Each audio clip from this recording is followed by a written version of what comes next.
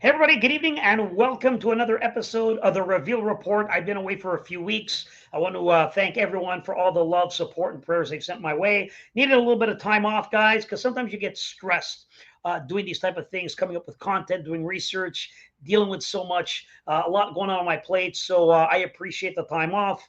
We're back. It is Monday, and what an unbelievable show we have today. Alien Contact. And our guest, I discovered a few months back. I was, scrolling, looking at podcasts and so forth.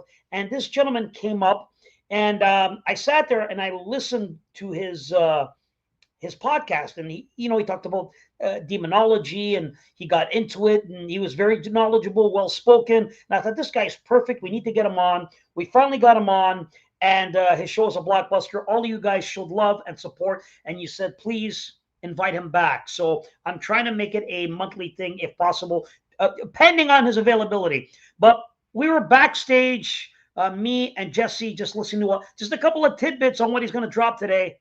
Guys, fasten your seatbelts. This is a master class today. We're not talking about a regular podcast. This is a master class. So you'll have to get a pen, take down some notes. Some of the things he's going to say you might want to do your own research on, and we recommend that anyway. So get on it. But before we get started, I want to thank you all for supporting. Guys, we're almost at 50,000 subs here on YouTube. We had close to 10,000 on Telegram, almost 13,000 on Twitter, Instagram. I think we're up 3,500. So we're growing our social media, and all we're doing is talk about the supernatural, the occult, the paranormal, the esoteric, things that not everyone likes to discuss.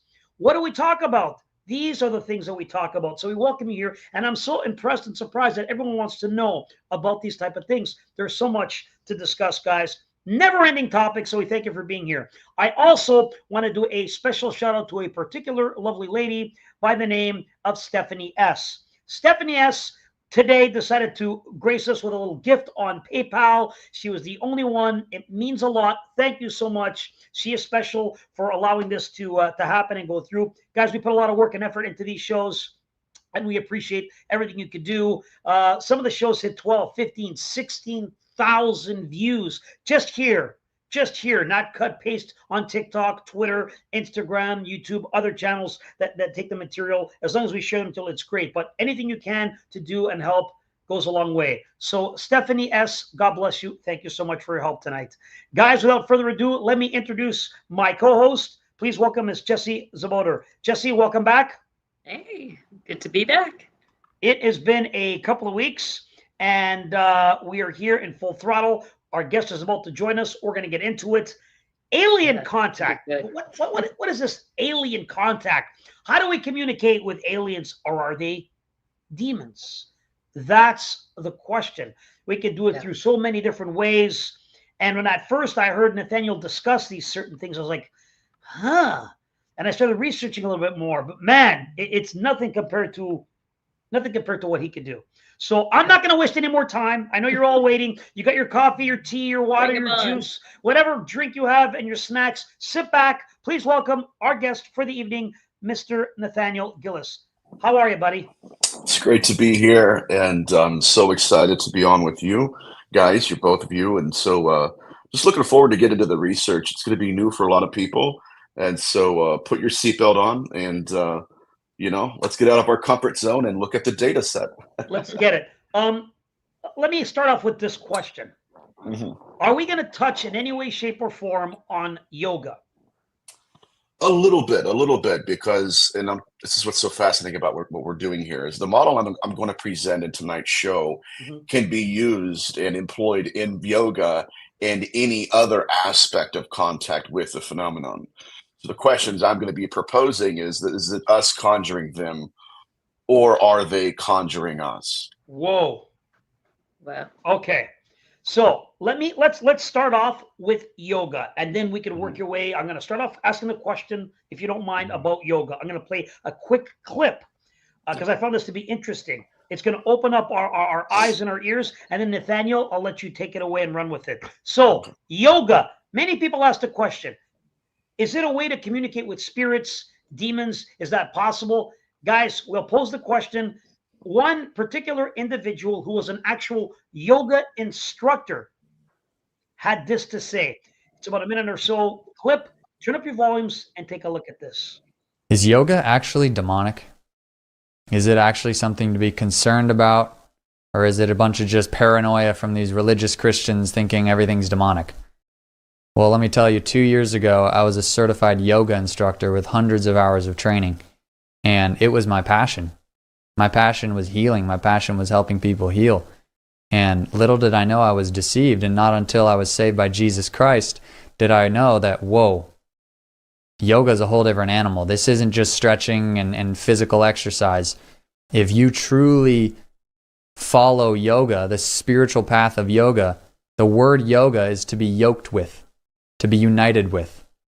And in the ancient texts of Hinduism, the Vedas, and the Bhagavad Gita, which is like the Hindu Bible, talks about being yoked with the universal consciousness. It's all about merging your soul with the universal consciousness. Now, most people going to yoga studios doing yoga have no idea about this, nor do they have any really desire to do that. They're mostly there for physical exercise, for, mental health and something beneficial to their life to just stay healthy and stay flexible, which are all great things. But the thing is, you are pursuing that under a greater covering, under a greater mission of yoga, which is completely anti-biblical, completely anti-Christian, and will actually end up in extreme demonization, because these gods and goddesses, many of the yoga poses are actually used to worship specific gods and goddesses. And not all of them. Many others have actually benefits to the body, to the organs, to the nervous system, to the anatomy of the human body. But others are specific poses and sequences to worship the sun, to worship specific gods like Shakti and Shiva and Ganesha. And the true religion of yoga is much more than just stretching. So, some of these things are helpful for your organs and body. Others are strategically and specifically designed to worship different type of hosts, entities, and demonic beings. Therefore, we open up a gateway and a doorway to communicate with these things. Let us begin first with Jesse. Really quick thoughts on this. We've discussed it before. What have you seen and what have you heard about this type of stuff? I think the powerful statement he made was, that there's a yoke there, and what are you yoking yourself with? And if these poses are connected to spiritual beings, in engaging in that worship of that being, even in a pose, you're yoking yourself to or underneath that being. So that's a concerning thought for, those, especially if you're Christian, or, how do you decipher? It's hard to just pick and choose if the core of it is an act of worship to something, other than God. So that makes it a challenge, Well said. All right, Nathaniel, take it away. Did you do any research on this? Or what do you know about this type of thing? Well, the phenomenon likes to induce people into rituals that they are not even aware of.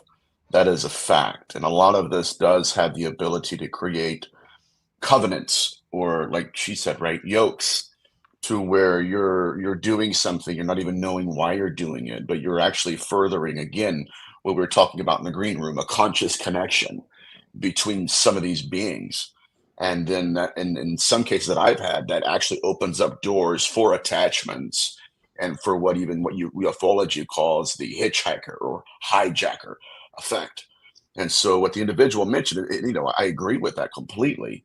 And with both of his points, right? Number one, some of it does seem to be harmless. It's not really what we're referring to, right? Let the harmless be harmless. But in terms of rituals, that's when my ears get perked up and I start to draw a fine line between them, because that ritual is being done on the behalf of something else. And we don't quite know what that something else is yet. So on that, Nathaniel, are we communicating with aliens, or are they other gods? What are these creatures? That's why we said alien contact. But are they alien? What are your thoughts on that? In terms of a species, perhaps, it goes back to the ancient argument of what a spirit is. What is a spirit? Can we measure it? Right? Does it have a constitution to it? Is it quantifiable? But in terms of the origin of these beings, yes, there is quite a movement right now in ufology that wants to obfuscate any and all connections between these beings and what we would consider to be the occult. Not just the occult, but some very dark aspects of the occult. And it's I've been doing shows now specifically like for the last week and a half, and this has been kind of the focal point of the subject matter. And that is, yes, that ufology seems to be controlling the narrative. And each and every time somebody gets close to it, which I'll mention this too here in a second, where scientists, even in the 1970s, were approaching the phenomenon as if they were extraterrestrials, right? As if they were just looking for the scientific method. And one by one, my friends, right before they were about to publish their findings, which said they weren't aliens at all, these men were found dead in deserts, allegedly their own hand did the right, trying to circumvent that point. But whatever they were uncovering was not kind of, but it was absolutely deconstructing the extraterrestrial narrative within ufology. All of them, number one, this is important, all of these scientists had their entire worldview, which was usually secularist and materialist, absolutely obliterated. Because what they realized was this was not extraterrestrial at all. That was merely a mask the phenomenon was using to propagandize everyone around it. Now, may I suggest, this is profound too. This is some of the darker research I've been doing as of late, unfortunately. But one of the scientists was a guy named Dr. Rene Hardy. He was a professor and he was an inventor. He had over 250 patents. But he had also came to these startling conclusions along with his other contemporaries. And that was that, yes, on the outside, on the exterior, the phenomenon wants us to believe there's some kind of other out there in the ether, when truly they were here on Earth. They were something a little bit more spiritual. They wanted altars. They wanted worship. And just before Professor Rene Hardy was set to go out and reveal all of his research, he too was found deceased, allegedly at his own hand. Now, here's where the narrative starts to deconstruct. When his family had his funeral, okay, all of his contemporaries are there. All of his fellow teachers and the faculty are present. His family members remember witnessing a group of 6 men enter the funeral parlor. All of them were of abnormal height. People remember photographing them. People remember talking to them. But when they went back to look at the footage, they never showed up. What? They were not there. Or they were, and we're dealing with something a little bit more sinister and a lot more powerful than some, even in ufology, would like to, even entertain. My point here is that it seems like not only is this tied to the occult, but that there is a control matrix designed, built into the narrative that will go out of its way, and has, to silence not just the religious, not just the sacred, but even the secularists from coming forward and saying, listen, at first blush, yeah, it seemed extraterrestrial. But when they got down to the actual pathology, these beings want to be worshipped. They want altars built in their honor, and they're willing to kill people to hide it. Very, very interesting. So that's a great take on this in regards to any form, whether it's yoga, whether it's meditation, whether it's the occult, whether it's ritual ceremony, opening up these doors, creating altars in one way, shape, or form.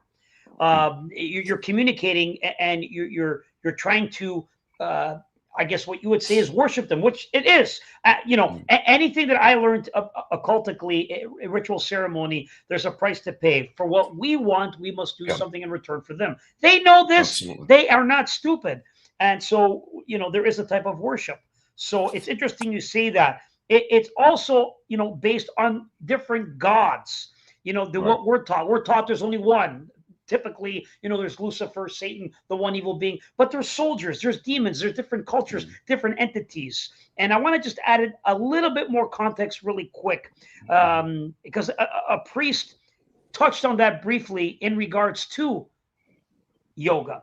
Here's what he had to say. Listen carefully, then I'll get both your comments. Take a look. Father, is yoga demonic? Well, first of all, this is idolatry, because those religions are pagan. They worship many gods. And we know there's only one God. So who are they actually worshiping? They're worshiping demons. This is the biggest sin of the Old Testament, and I would say of the New Testament. When did God get really fired up at his people? When they worship false gods. So when you're doing these poses, those particular poses, and they're not ordinary poses, they're very odd and distinct. That's like sending up a bat signal to get Batman to come visit you, except it's going to be a demon that's associated with that pose. When we make the sign of the cross, we're invoking the Trinity. When they make those poses, they're invoking that particular demon that goes with that pose. There you go. There's your ritual. You're worshiping. You're signing off. You're calling upon them. Thoughts on that? Let's begin with Jesse. Yeah, I think a key in that is, the images that we're seeing, the things that are coming together. We know that they're going to have an altar. We know Scripture talks about that. And that draw for the collective consciousness. And I believe that that's vital right there, because what you have is, these spiritual beings that are trying to become that voice of God, rather than us being able to have that relationship with a creator God. They're trying to draw that attention away from God and basically receive that glory, that recognition as a God themselves, which goes right back to Scripture, what we're told, why were they cast down? It was because of that pride, and what was Lucifer's pride? I will become like the Most High. So I think it takes us right back to Scripture and all of that. Nathaniel, thoughts on what the priest said? The poses are sending a back signal. They're talking. They're summoning. Like you said, basically, we are doing a type of ritual. Yes, and we become altered at their altar.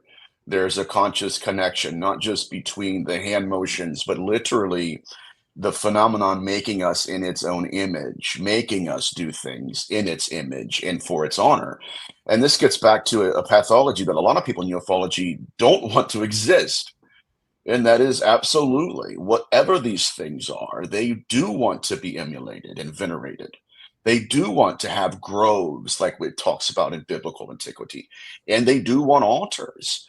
And it's something that's an inconvenient truth for a lot of ufologists because they don't know how to answer that, right? And even, I don't want to picture out into this little area, but they don't even know why sigils are appearing on abductees. Yes. It doesn't make sense because it's not meant to. It's only seen, again, from my perspective, it's only accurately understood through the ancient lens. And so there's this kind of cognitive dissonance. Why would an extraterrestrial carve sigils into skin? Well, why would they want altars built? Mm-hmm. Right? And so there's this kind of incongruence with their model of the phenomenon and what the intelligence truly wants from our species. Yeah. It's a crazy time right now. And we're all trying to figure out, as we dive deeper and deeper into these type of subjects and talks, what do they want? Are we worshiping them? We are. But you said something interesting that I want you to get into, and then get into it. You said that we could possibly they're summoning us. Yes, 100%. So they're summoning us. That stood out to me. We're not summoning them. They're summoning us. It's a deception. They've obviously said, how do we get them to do this? So there's many different ways. Let's dive into that topic and subject. What are your thoughts on that, Nathaniel? So in my research dealing with cases, like literally in homes, I started doing incubi cases. That's primarily where my career started. and that includes entities that were appearing to women in the images of their husbands. Wow. What I noticed was a common pathology through and through. And it bled through not just incubi cases, but not just demonology, the deep book phenomenon, and now, which we're talking about this evening, which is ufology. And here's the pathology. It's very important. That is that there is a difference between what the phenomenon is from the peripheral vision in what it appears to be once we observe it. Over and over again. Matter of fact, I believe I may have mentioned this case in our last show together. One of the cases I've been working on and the family I've been working with consists of a mother who had been taken by these alleged extraterrestrials, right? And the phenomenon would manifest to the family all at the same time. So for case in point, the mother would be sleeping on the couch in the living room. The son, who I'm in contact with, would be watching television with the father. All of a sudden, an energy field of corpuscular balls of light would materialize in the room. And it would slowly move over the mother as she slept. All three of them witnessed the phenomenon. Wow. But to each of them, it appeared differently.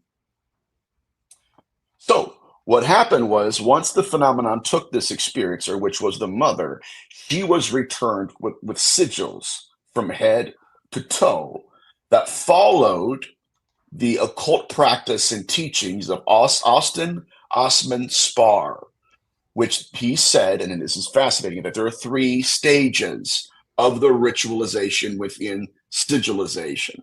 That is when the sigils are carved into the skin. The body absorbs the sigils, the body activates the sigils, and the body ejects them at the culmination and the successful completion of the ritual. That's what happened to this woman. Moreover, she thought she was abducted by actual aliens. But to everybody on the outside, what they saw were just corpuscular balls of light, varying different shapes and sizes. And so what I looked at is a pathology that has pattern confirming evidence behind it. And that is this, that the phenomenon, when it wants to incarnate, it will seek to be seen by the experiencer.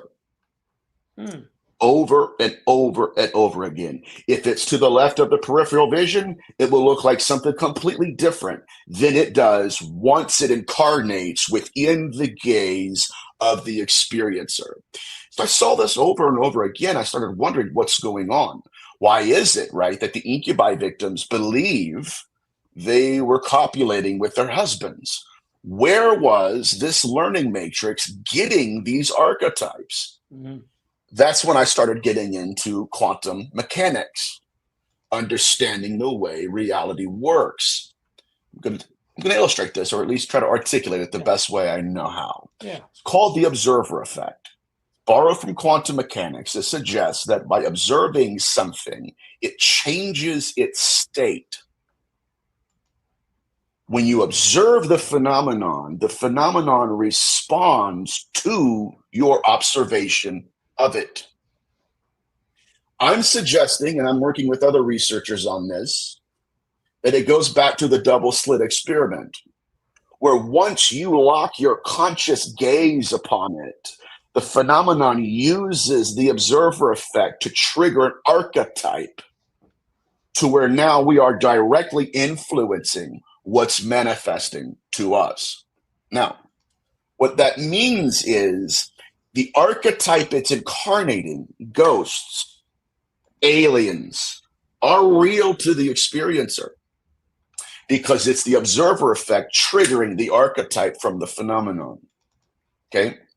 So to dive deeper in this, what this means is, this is why I should say we have hybridism in incubi literature and in ufology, right? We have orbs manifesting apparitions and cryptids. Why? It's because the pathology remains the same. What's different are the archetypes the phenomenon is incarnating when it's interfacing with us. Now, What that also means, again, dealing with the observer effect, once we observe it, it's like a particle locking into its position. It's in quantum mechanics. By observing the phenomenon, it changes the phenomenon being observed.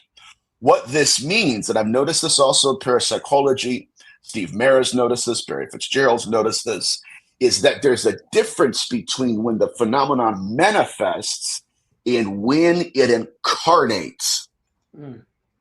When it incarnates, it will seek to be observed.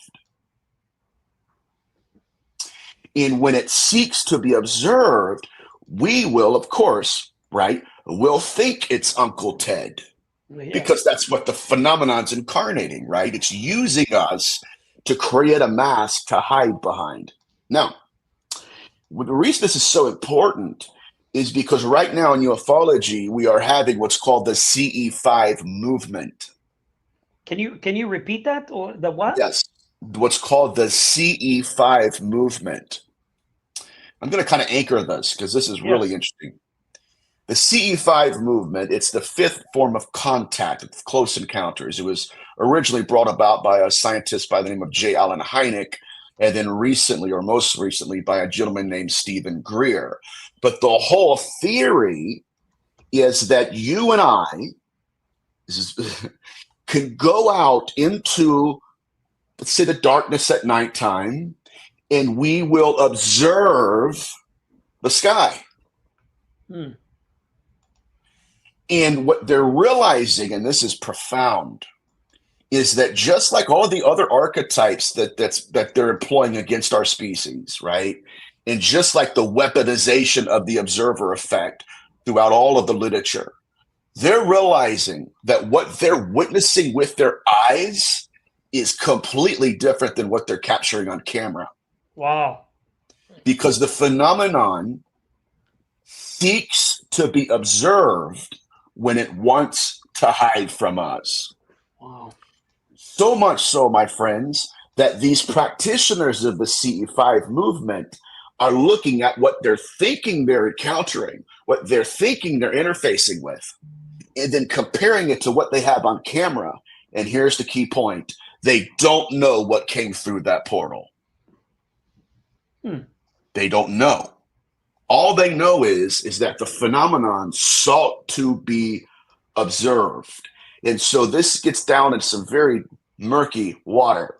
Yeah. But dealing with trance states, dealing with what they're calling downloads now in ufology, where people will literally just be sitting down for dinner and they'll get a thought. This is what I'm saying. They're conjuring us to conjure them. They'll get a thought in their mind to go outside and observe the phenomenon. And upon observing the phenomenon, they think, oh my God, look what happened. I created contact with him. So I'm the one that made this conscious connection with whatever this intelligence is. But that's not true. They made first contact when they put the thought in your mind to go observe it. And then when you observed it, they incarnated in your presence. Is it making sense so far? Yeah, but you got to get into it because here's keep going. But the question is, can they make us look? Can they convince us that they can? Okay, get into that. That's the theme. Yeah. This is fascinating to me. So dealing with this theory, right? I thought I was losing my mind, honestly. Yeah. I'm like, I know I'm looking at the bloody footprints in the snow. I know the pathology is present throughout all the literature. I know the phenomenon, entities will seek to be seen. And once they're witnessed, observed, they will construct a masquerade, right? This is the same thing with Ikigai literature. It's the same thing with aliens that abduct people. By the time you observe them, by observing them, it helps them hold their shape. Okay? Oh, I'm an alien. Why? Right? It's the learning matrix employed by the phenomenon.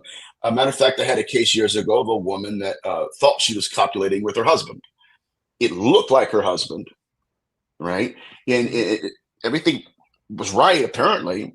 But she said that just before the encounter, she felt this kind of deep sleep. And this is going to be a very profound connection. Wow. She felt like she was in a deep sleep. And combined with that slumber, it manifested to her.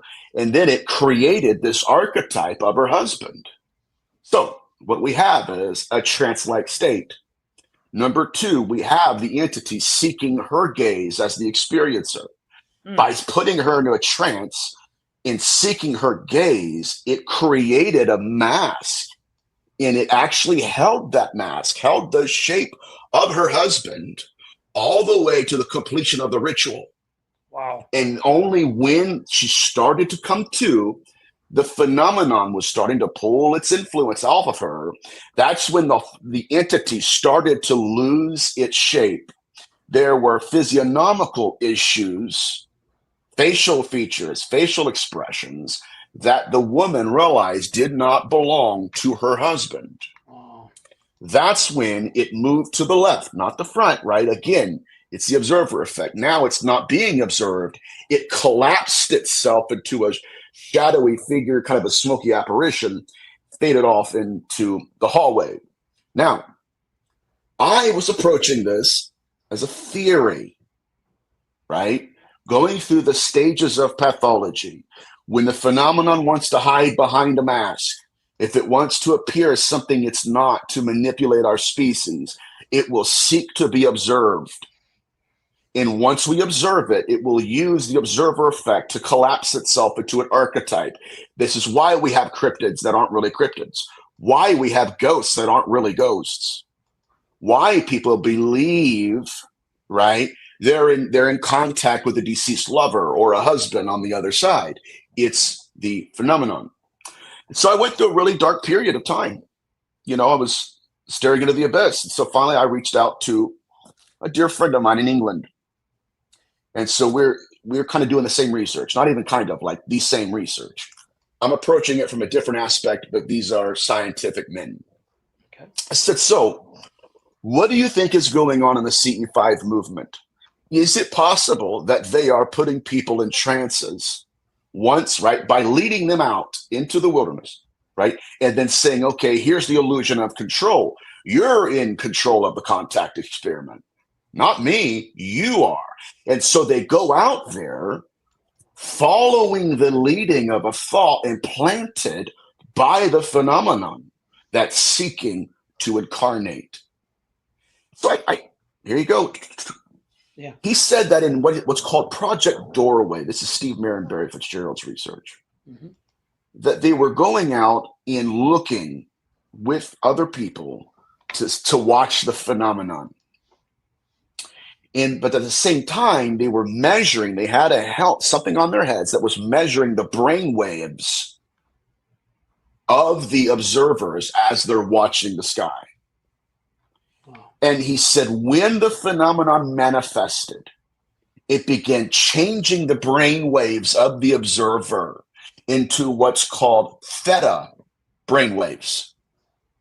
Theta is the inducing, it's the same brain waves we have when we're induced into trances, into a slumber, to where literally once the phenomenon manifested to them, it had created a conscious connection between the phenomenon and the observer. And this is what I'm suggesting, is that we're not conjuring them, they're conjuring us. Wow. And it's through the illusion of control that these experiencers, not even realizing it, it's latched onto them. And at the end of the day, they're putting into trances and they're not realizing that what they're actually seeing with their eyes is not at all what the phenomenon is. Did that make sense? Yeah. Absolutely. Yeah. So Jesse, I'll let you go first because interesting. I got some questions. You go first. Yeah. Well, it's interesting. What you're actually describing are things that that have been experienced. You know, as you're talking about the theta, I'm curious as to the connection with that, because I've talked about within the military how you have the Voice of God project, and in that project, you know, there are two types of warriors that two people trained.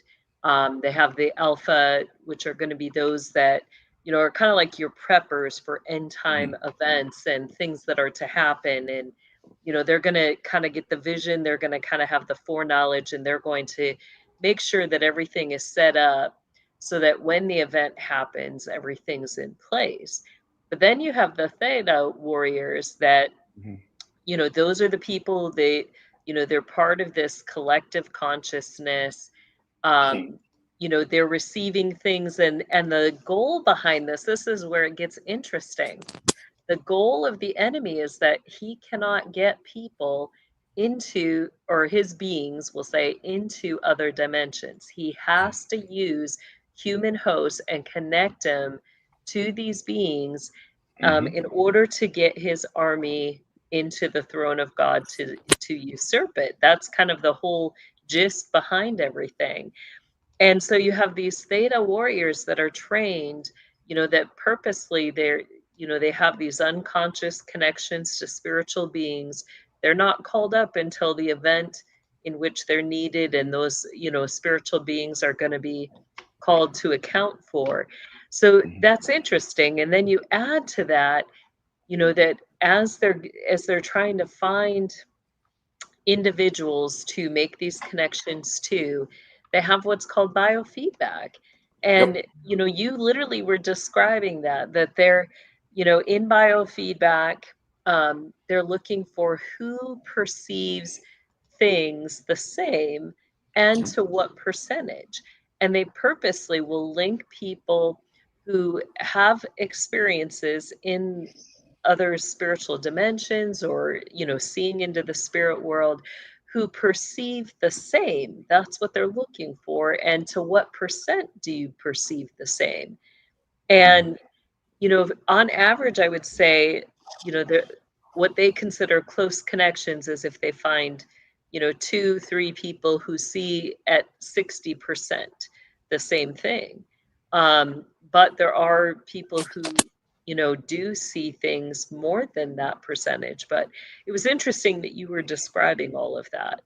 And that is, actual documented research projects within our U.S. military, all that information. Absolutely. Go ahead, Nathaniel, if you want to touch on that. And the scariest part about this, again, it's the inducing of the experience into a trance-like state. That is another common pathology. And it's largely ignored in ufology because they don't have, how can I answer for that? Yeah. How can we trust a love and light narrative if we can't even trust our perception of the phenomenon? And this gets back to, again, which we're already an hour into it. Yeah. We barely scratched the surface of this. But yes, the phenomenon has the ability, again, to manage our perception of it. And this gets back to the concept that even within the occult, what I'm looking at as a possibility is that even in the rituals they're performing to call upon their names, it seems to be them that are performing the rituals, calling the occultists their names. And they're not realizing that the conscious connection was made with the original download. I'm getting passionate, guys. I apologize. Yeah. No. It gets back to obey me. Come look. Come observe me real quick. And then they go out thinking, oh my God, look, this is incredible. Look what I can do. Next thing you know, no, they're being induced to do a trance-like state. And I'll even go as far to say that rituals are being performed on them. And by the time the observer realizes it, the phenomenon lifts its influence. It's no longer, right? We've seen that right in the field. I'm not an alien.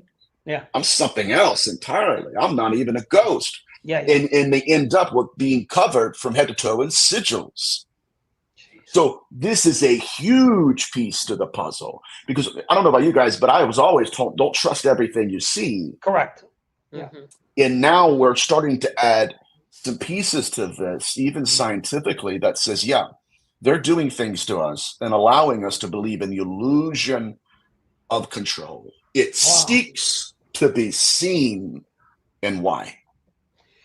This is some crazy stuff, guys. If you're just tuning in, I mean, we're talking about ufology, the CE5 movement. Nathaniel, connecting with aliens, the CE5, contact guided meditation. I bring this up because they're saying to you, do you want to speak to aliens or superior beings? then we're going to show you how to do it through contact guided meditation. Meaning you could do this. You don't, basically, ladies and gentlemen, you no longer need to go old school with the candles and the blood and the rituals and all that stuff. They're actually trying to make it even easier for you to communicate with these spiritual beings, these entities, demons or aliens, whatever you want to call them. They're actually making it easier. Would you say that's correct? 100%. 100%. Okay. Just explain really briefly the meaning, for those that are new, what the CE5 means. What is the meaning for CE5, please? So these are close encounters, and this is what's called a self-initiated contact experience. It's the 5th stage. I won't go through all the first 4, but the 5th one is essentially, allegedly, which we just kind of deconstructed that lie, but allegedly the individual has the ability to go out on their own to an undisclosed location, right? Of course, of their choosing, and then to observe the phenomenon, to make a conscious connection with the phenomenon. And at the very end of it, they're the ones who induce the contact experience themselves, not the intelligence itself. Mm-hmm. And so that's where I believe the lie comes in. They're not the observer, they're the observed. They're not the conjurers, they're the conjured. They're not the predators, they're the prey. I had a case working with a lady who was actually trained in Stephen Greer's CE5 movement, knew all the protocols, followed all of the rules, and a full-bodied apparition manifested in her house. Wow. So this is what I'm saying. If there is a difference, I'm not talking about just small little nuances of a difference, no, but literally what they're thinking they're seeing with their eyes is not what they're picking up on camera. So something is manifesting. Something is using the observer as a mortal portal. It is incarnating into our world, but it's not what we think it is. And so that, my friends, I think it at least makes us, or should, question who's conjuring who here and how much power we have over that. Okay, well said. Now, I'm going to get into something which will take us to the next stage of this conversation, which is you discussed that during the situation, the observer appeared with sigils on their bodies. Okay, sigils are something that I studied in the occult. Magically, how they're made, how you get rid of them, how you power them. But initially, for the simplicity of it, a sigil is basically a logo or the name of a spiritual being or entity. Okay, that's what it roots from. Now there's modern day magic, there's chaos magic, where they try to manifest their own desires, and it can mean something else. Like McDonald's and others can be considered sigils of its original state, what they made. Okay, so a sigil is the logo representing the name of an entity or demon. So you're saying that this person appeared with sigils on their body. So that would be more than one demon, or one demon more than one intention. Yeah, or a practitioner, and I'm still dealing with that myself. At least personally, to be very transparent with you. Okay. Because, we can have demons. We also have practitioners that work with them. So it's kind of like, that's a very gray area for me. But yes, now what's called biosigilization, this gets very dark very quickly. Yeah. But they're not just the pictorial signatures or iconography of the practitioner or the demon, but it's also them literally writing their intentions into the victim themselves. Now, I'm going to throw this out there because it's another troubling aspect that ufologists don't want to talk about, is the fact that when you combine sigilization with the presence of secretions, you're creating a hybrid. You're creating an entity that is not just a hybrid, but it is a replica of life. We first see it with Paracelsus and Homunculus. Then we see it with the Golem of Prague, where when you have literally an entity that is using secretions with sigilization, that's the true nature of the hybridization program, according to Nathaniel Gillis. Yes. And dare I say that we're seeing that first in the occult, but now in ufology. Yeah.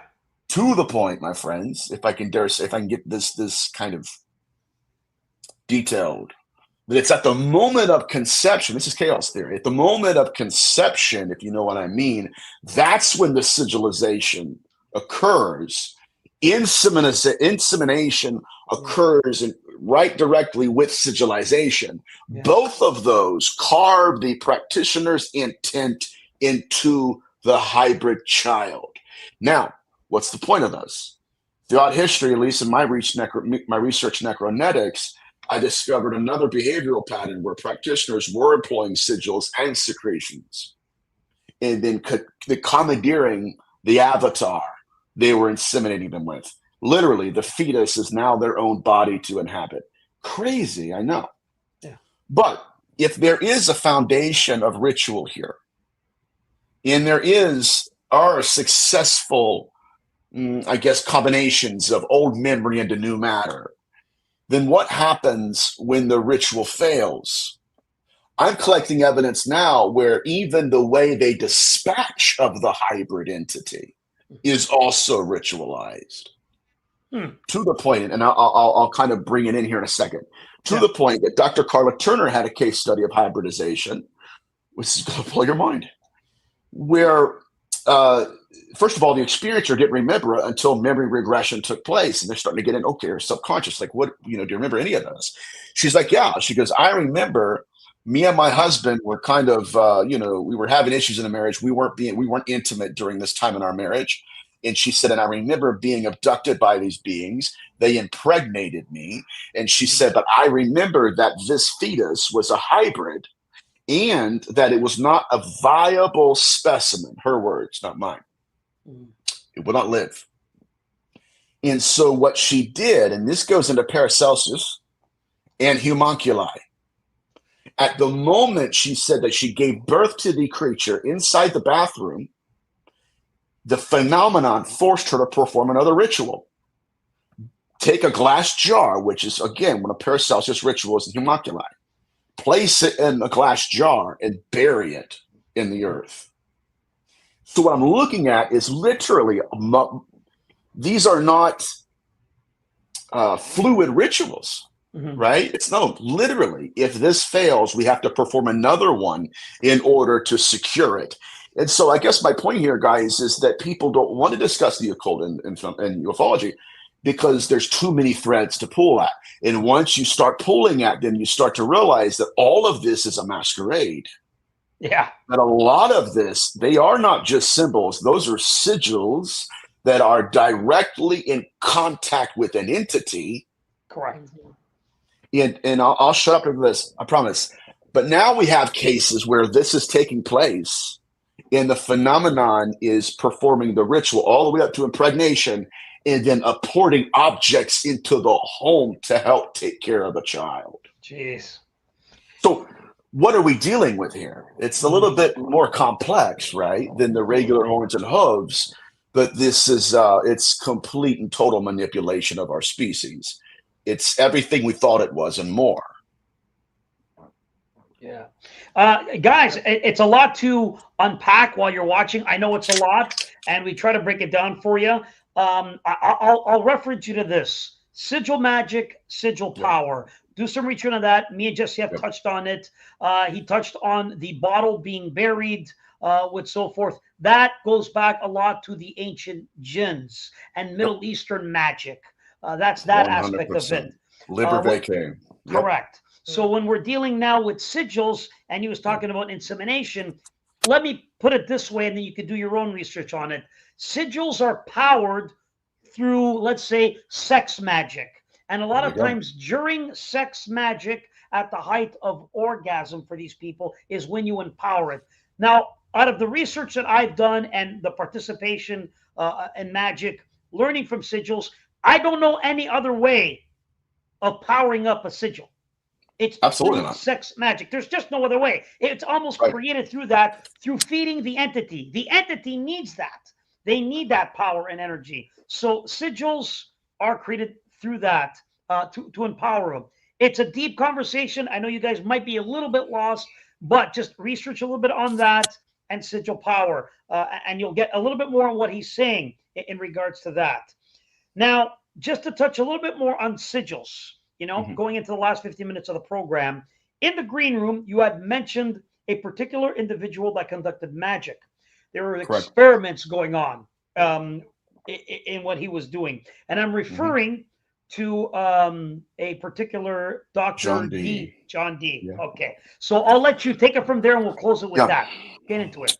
Okay, so there was an Elizabethan magician. His name was Edward Kelly. And then there was a polymath and mathematician by the name of John D. Both of them wanted to pursue the occult for the purposes of scientific advancement.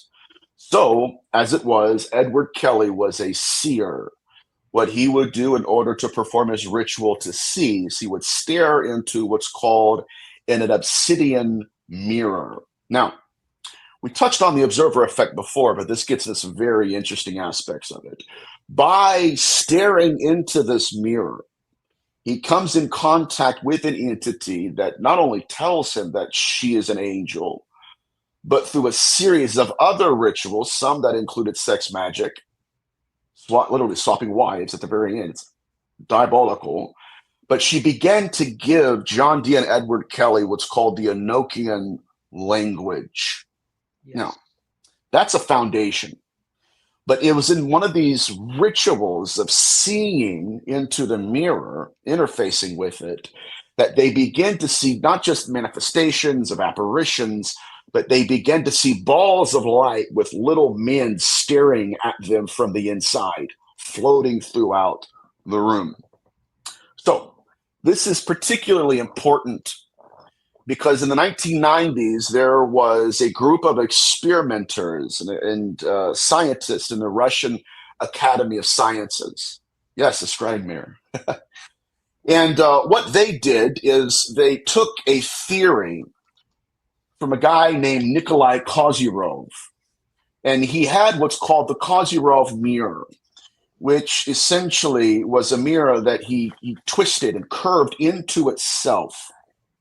I want to make sure I articulate what this is real quick, so it was a spiral-shaped tube of polished aluminum or other reflective materials. So within the Russian Academy of Sciences, they had hired these group of scientists to go into an undisclosed location, top secret, far and away from public society. Their goal was to literally, just like the scrying mirror, is to sit inside this Kozyrov mirror, turn the lights out, shut all of their senses off, hoping that they would interface with an intelligence. Sure enough, they did. In one of their sessions, the phenomenon began to manifest symbols in their interface. These practitioners began to see symbols and sigils manifest in front of them. Not just that, this gets back to Paracelsus, chaos magic, and homunculi. But in one of their sessions, the practitioner began to speak in an unknown language where the phenomenon had induced him into a trance and basically commandeered his body and was seeing itself through him. It became self-seeing. It was during this particular interface event that the scientists said that the sigils dissolved and a portal opened up. And he said, just as far as he could see, he said there was this shadowy figure standing off into the distance. And you say, now I'm witnessing this, right? It's like I'm looking at this entity. He said, I don't know what it wants for me. I just know that it's present. He said that out of nowhere, there is a homunculus embryonic entity that moves into my vision. That's when the shadow figure said, you can look at him if you want. That's when this embryonic homunculus being moved to the edge of the mirror, and they both were staring at each other. Jeez. At the end, this is very interesting, at least to me. It was at the end of this that the phenomenon had incarnated a profound terror in the room. So much so that the scientist decided to go out to his car. He got a cross. He brings the cross into the room itself, places it in front of the mirror, and it didn't work. It got a little bit stronger. So he thought to himself, and this is what I mean when they conjure us to conjure them. He's like, you know what? I have an emblem of peace at my house. There's thumbs up, by the way. Woo! And so he goes back and he gets this emblem of peace. He goes back into the room in front of the mirror. He shoves that emblem in front of the mirror, and the fear begins to materialize. Even in his words, it felt like you could reach out and touch it. So that's when they leave the building. They shut down the experiment because it went awry. And on their way out of the building, after just scrying, they're met face to face with a security guard. And he said, I don't know what you guys have been doing in there, but there has been a silver metallic object hovering over that building for the last 2 hours. Since that moment, in that particular area, there was it was a hot spot for UFOs and UAP. Not just that, but for paranormal activity. So my point is that whatever we're dealing with cannot be trusted. It has the ability to give us the illusion of control. And even with Professor Renee Hardy, these scientists are realizing, even scientists I've worked with, they're realizing that even though they want to approach the phenomenon through the scientific method, even though they don't believe this has anything to do with spirituality or the occult, at the end of the day, they are forced to perform rituals for this intelligence, and that intelligence incarnates because of it. Guys, I mean, it's a lot to unpack. I get it. It's an amazing show. It is a master class. And I believe a lot of what he's saying. The simplified terminology is we cannot trust what we see or what we know. Because he's basically saying that these entities can disguise themselves 100%. You've heard the old saying, they are among us. And they are. It's an unbelievable thing. Scrying, again, we talked about that, how people looked in the mirror and did this. But the fascinating part of this is when he talked about this ritual of them scrying and opening up portals, something appeared in that facility that security witnessed. While they were scrying, they must have opened up a gateway or doorway because something was there, a sphere was there. Where did it come from? How did it get there? There we go. And once again, by seeking our gaze, come observe me. Yeah. Come look at me. Yeah. I'm just this. I'm, it's all love and light. I would never do that to you. And then you wake up the next day with sigils all over your body. Matter of fact, this particular experiencer had to go to the ER. Wow. And the doctors had to give her a heated blanket because, now this is important too, because she had burns on her body. So her body, it wasn't just sigils, they were burned. And this is why I glare and roll my eyes at a lot of the love and light stuff, just like I did now, because it's laughable. Yeah. When you actually get down to the pathology of it, you start to see beyond the archetypes and you realize that, yes, whatever this is, it's primeval, it's ancient. And there it is. It wants everything at all. It's always wanted. It's never changed. What has changed is the archetype, the mask it wears. Yeah. And so during these interface events, test the spirits. Yeah. Perfectly said. It's prime, it's ancient, it's evil. And no matter what generation we're in, it tries to mask itself in a different thing. But now more than ever, I truly believe that our eyes are opening to this, and it's becoming more it's becoming more prevalent in public. People are now talking about it. Absolutely. Yeah. And I think I love what you're saying too. I mean, the truth is that it brings us to that recognition of true reality. You know, growing up, we're taught that there's a separation between the physical, the spiritual, that maybe the spiritual doesn't even exist at all. You know, maybe not everybody will ever experience that. Yet here you are telling us that the spiritual reality is tangible. It can be proven scientifically, mathematically. Like there, you Right. know, up until this point, there's been a strong attempt to separate those realities.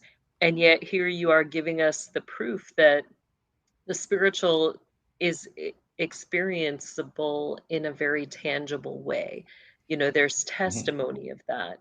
And, you know, it brings us to that place where we have to admit that there's spiritual warfare, that, you know, there's something out there that does not have our best interest at heart. And, you know, when we understand that concept, that we are in a war, that, you know, that there are true entities that do not have our good at heart, you know, we realize we have to be conscious. We have to be concerned. We have to, you know, we have to be willing to guard our hearts and our minds in Christ Jesus. You know, so I appreciate that you're bringing all of this forward today. Thank you. Thank you. Incredible. I appreciate it. Whitney Appreciate says, you. I appreciate you. Appreciate it. How about that? Whitney says, so many people are waking up. It's a beautiful thing. And it is. Another is his servant. This is a very important show. Thank you. Hope Nathaniel is on again. All that and much more. Everyone loving the show. Again, you might have to go back. We've given you a lot of research material to really look into what Nathaniel's saying. But man, this is just the beginning. A series. It has to happen on this show with Nathaniel as we get more into it and dive in different scenarios. You know, ufology and the CE5 movement. We'll get more into it in the months to come. Nathaniel, we thank you for being here. We're going to be doing an after show, ladies and gentlemen, right after this on my Patreon, where we're going to give you a chance to ask Nathaniel questions, Jesse or myself, anything you want, and we'll do everything in our power to answer those questions. But here's your chance, guys, to ask some questions. Again, we thank all the beautiful people for tuning in and watching. We'll be back next Monday. But right after this, we're doing an after show and a Q&A. Before we get there, Jesse, anything you'd like to say to anyone where they can follow and support your ministry? Yeah, you can find me on kingdomlivingwithjesse.com. And I encourage you to check that out and join us with Nathaniel on the after show. Awesome. Nathaniel, how can people support and follow your work? Just subscribe to my YouTube channel. There's a playlist full of my interviews that you guys can watch. It's and I'll just be very frank, a lot of times you have to replay it because I go everywhere at the same time. That's my YouTube channel. It's under my same name, and then you can follow me on my Instagram account. That's how the people connect to me the most. So thank you. Wonderful. Thank you, Nathaniel. For myself, guys, I want to appreciate and show some love to everybody watching. And if you can show some love, go to paypal.me/George Iceman. The link is in the description. Thank you so much, guys. It's always a pleasure, and we love being here, bringing you this type of information on a Monday. Join us for the after show. It's coming up next. It's going to be crazy. It's a Q&A. You don't want to miss it. Thank you for watching. God bless. Good night, everyone.